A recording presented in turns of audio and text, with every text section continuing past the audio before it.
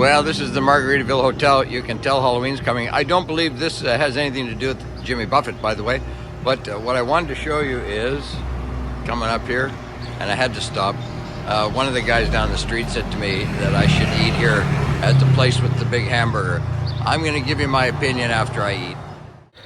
Thanks for joining us. Please like, share, and subscribe if you feel so inclined. This is the menu at the hamburger joint. Everything on the menu is from $1 to about $8. You certainly can't go wrong here. I ate these too. They were fabulous. I just want to play a little bit of the music in the background. Walk like an Egyptian.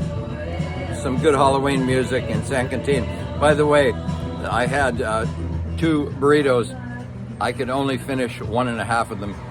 Total cost for the 2 of them, $3. I'm going to go check the price on the hotel next door just for future reference when I'm coming through. This is part of the hotel. It's very quaint and very clean. And that photo you just saw is the Margaritaville Hotel. I checked the prices, $32.50 a night. I walked in to have a look because I was quite surprised. Believe me, it's clean. I'll be stopping here for that price on my way back up. And I'll show you actually the insides of the place then. Thanks for joining along. This is Rick from the channel. And now what? Let's continue the voyage down the Baja. The previous picture was their daytime decorations. This is their nighttime, what they look like at the night. It was quite a funky place. Halloween was in full swing, believe me.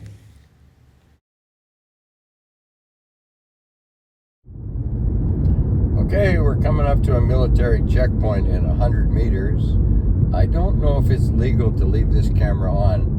So let's just pull up and see what we get. I'll show you what these military checkpoints are like. I don't have any Coca-Cola with me, so I'm going to stop talking so they don't see me anymore. We're just going to go through quiet here. Windows down, both sides.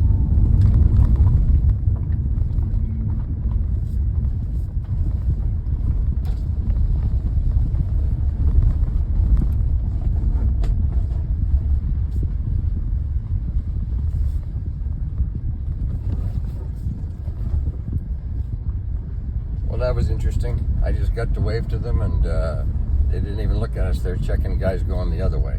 So we'll carry on our journey. Oh, by the way, just a little bit of history for you. The Baja Peninsula is not any wider than 49 miles at its widest point. That means you will never be more than 24.5 miles from either the Sea of Cortez or the Pacific Ocean. So if you want to get to the ocean, usually it's an hour drive or less either way, depending how close you are and where you live. Talk to you soon. So this is one of the most interesting places I've ever come across in my life. You're in the desert, there's some cactus, there's not much, and all of a sudden there's these fields of boulders. And you'll see as we get up a little further up here that the boulders are so big that they had to actually build the road around them. This is called Catavina Desert.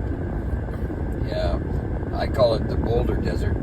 It's just one of the most interesting places that I've seen, and you'll see a little bit more as we go further here. I'm going to stop and take some pictures outside the vehicle. This highway right in front of us, that's just a giant pile of boulders. I've been through this way, I think 8 times both ways. And it's always amazed me. Off in the distance here, you'll see a great big pile of rocks. And I'm just kind of like always amazed that they're here. It seems to me that possibly thousands of years ago, there was a big glacier melt here that left these stones behind. There is no other logical explanation for it. So Catavina Desert, one of your wonderful stops on the way. And of course I stopped and picked up a handful of rocks in the Catavina Desert. I'll show you these later, what they look like once I put them through the tumbler back in Canada. Thanks for joining along today. See you again in a bit. And this is just some of the scenery that happens when you come to the end of the Catavina Desert. You're probably seeing that mark on the screen in front of you. I picked up a rock in my windshield a little while back. Sorry, but it's part of the trip. And this is a makeshift gas station at the end of the Catavina Desert. You'll be glad you see it if you haven't been thinking about gas. There isn't much coming up after this, so get some there. And if you stick around to the end, I've got a very special piece of information that I'll give you right there. Thank you so much. This is another military check stop. Just follow along, you'll see how we get through.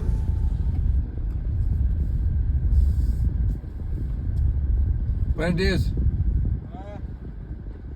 Vacation. Sorry? Vacaciones. Vacaciones a La Paz. Paz. Sí. Ok. ¿Tú estás bien? Sí. Qué bueno. Sí. Tengo un buen día. Vente.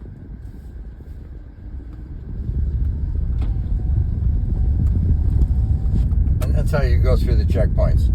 It helps to know a little bit of Spanish, so if you want to learn it before you come down this way, Duolingo is a good thing to do. We'll carry on now. Hi and welcome. There is one thing I wanted to make sure and mention. I was just thinking about it while I was driving back up.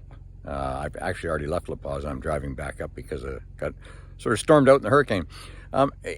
It's about 1,000 miles of desert that you're driving through. Not all desert, some nice areas as I've shown you previous. But bear this in mind. If you have a situation arise where your car stops, you run out of gas, you break something happens, don't leave your vehicle. There is about 20 groups of guys in green and white trucks. They're called the Green Angels. It's a government-sponsored project. You'll never be longer than an hour, hour and a half waiting for help. Stay with your vehicle. Leave the flashers on if you can.